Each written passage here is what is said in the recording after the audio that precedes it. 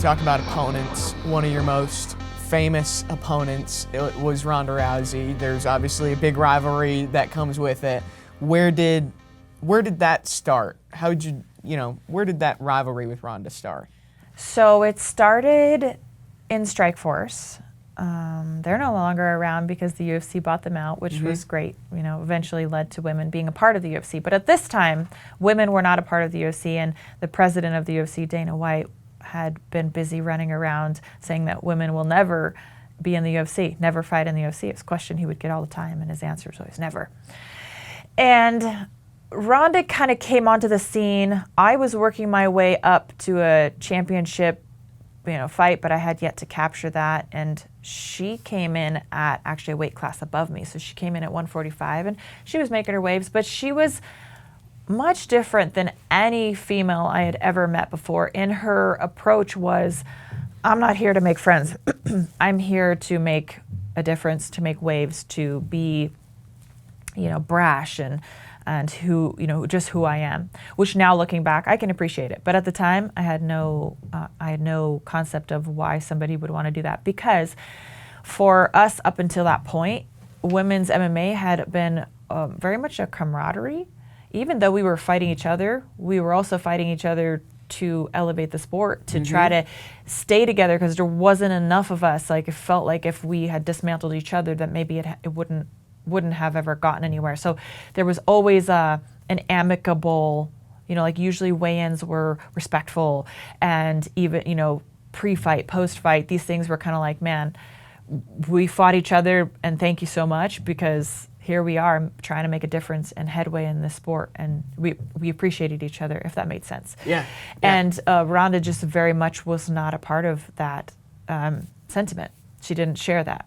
She came from, being an Olympian in judo, and she was just like, look, I screw all these other women. I'm here to just be for me.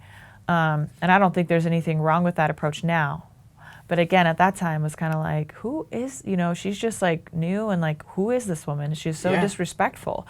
She's just talking all this trash, all these girls. Like, doesn't she know these women paved the way? Like, these women have been here, blood, sweat, and tears, been fighting for, breadcrumbs, and she's gonna like say these things, and that included me. She would obviously, talk trash about me too. So I didn't understand the logic at the time. Now I can see that she created controversy that interested people. And anytime you get eyes on the sport, it's a good thing.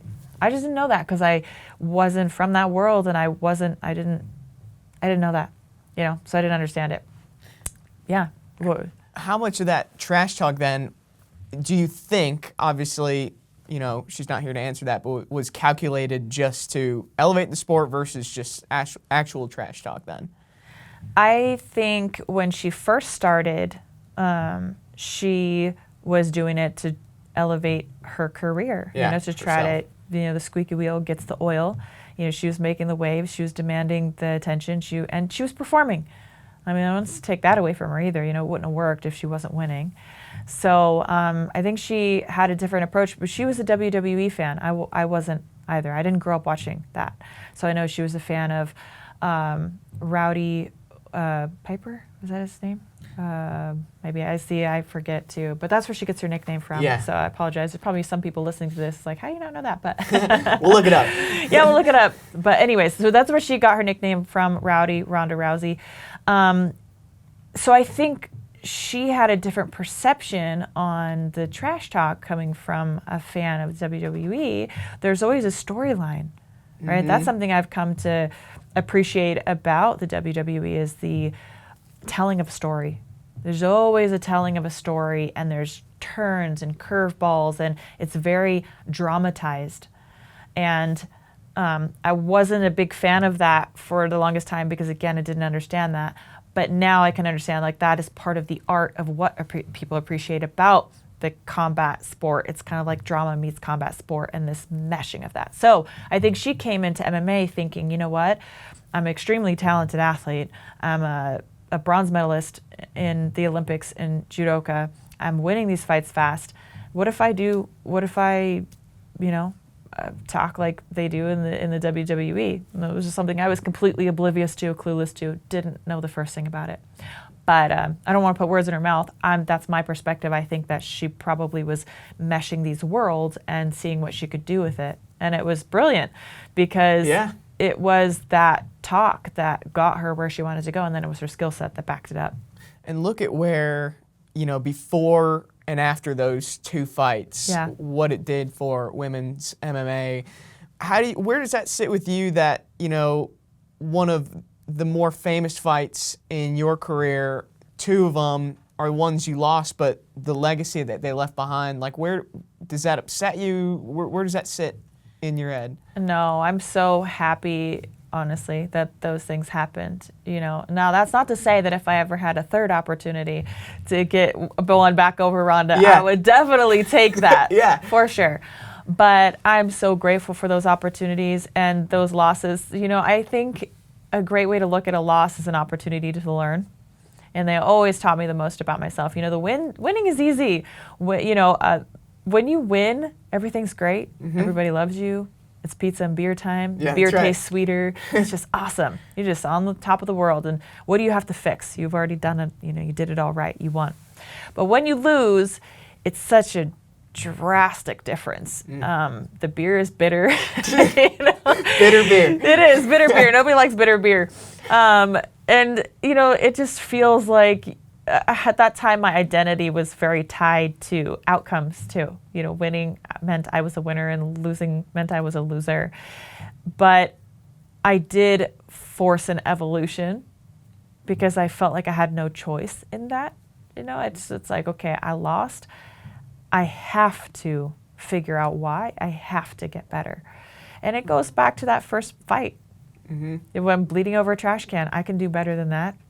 Yeah, I just lost and I got my face smashed in, and it's probably not a great time to be saying, hey, I want to be in the next fight, but already knowing that I could do better if I did it differently, or if I approached the situation with a different strategy, if you will, and better preparedness. So that's kind of what it forced. When I lost to Ronda, it was like, okay, I know what I need to work on. I have to get better. And I'm not saying it wasn't devastating or heartbreaking, because it was.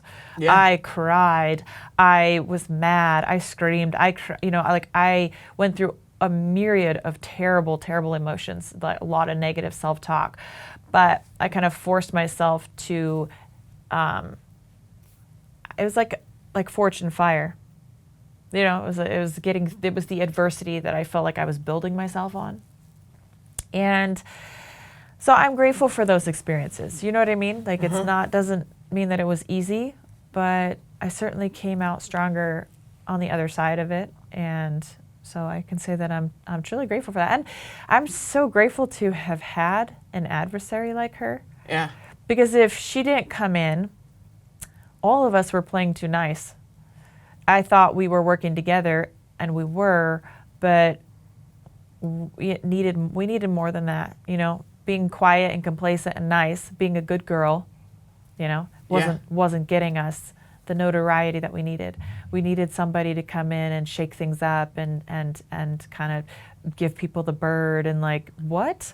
Who is this woman? And she really got eyes on the sport, And so I think that if it wasn't for her, there's no question in my mind that women's MMA would not be as far as it is now. I still think to this day, our rivalry is the biggest rivalry that's ever been in women's MMA. And how fortunate of me to be able to be the one on the other side, the one to also push Ronda, and to piss her off and to bring the most and the best out of her. And so, I came up short in the fight, but there's things that people can never take away from me and what I did do. I was the first person to take her out of 1 minute. That's she right. was finishing everybody in seconds, and it's like, okay, I took her to the latter part of the first round, and then the second fight was to the third round, and these were things that other women weren't doing. So we were all getting armbarred by Ronda, but at least I can hold on to the fact that, I really gave her a good run for her money. And I think that was what made it fun, was that